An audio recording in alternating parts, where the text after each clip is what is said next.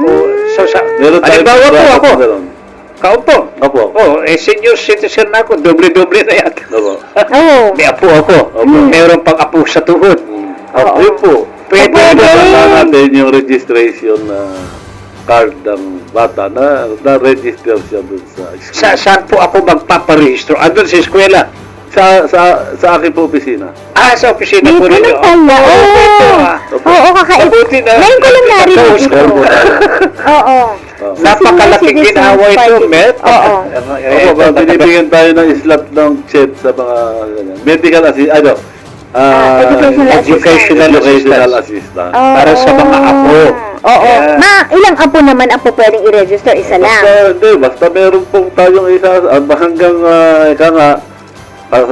available dun sa slot ko, Okay. hindi natin kailangan bilangin kung ilan yun. Ayun naman pala. Oo. Sa pagparehistro lang po sa Opo, tanggapan.